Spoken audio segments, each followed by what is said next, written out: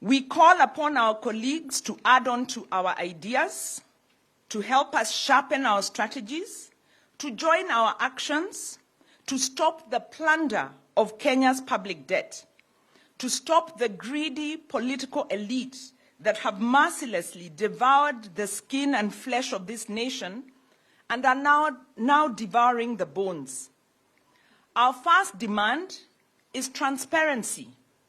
We need to unmask the kleptocracy, those individuals who have infiltrated Kenya's public finance system and hide behind legal companies and contracts which are locked away in the Auditor General's office so that even court rulings cannot unlock those contracts. Where are the SGR and Nairobi Expressway contracts? Who are the beneficial owners behind the independent power producer agreements and other profiteers in our public debt and infrastructure landscape?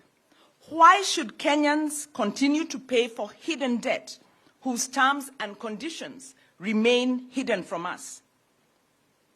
Our second demand, parliamentary oversight.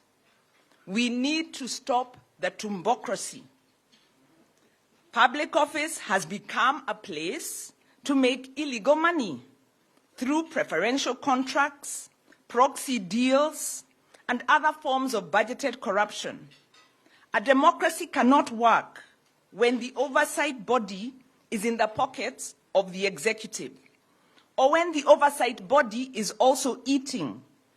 As one of the measures, we call for an effective recall law to enable members of the public hold elected leaders to account. We have made several recommendations on how to strengthen oversight, but this remains one of the key questions of the day. How do we stop the tumbocracy?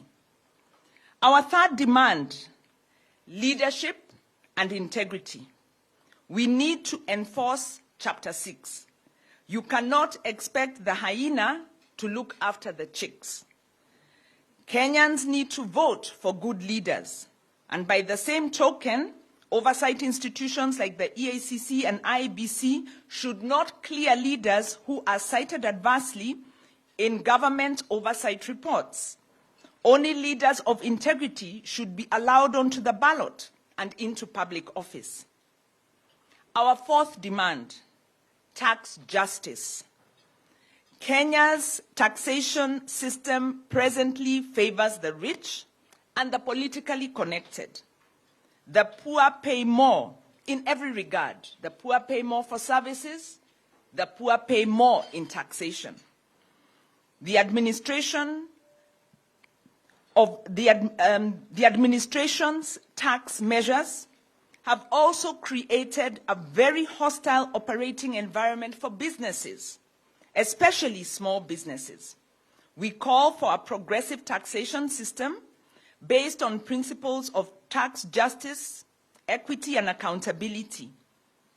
We need a tax system that stops taxing those who have agreed to pay to death, while the politically connected get exemptions and tax holidays to avoid paying their due share.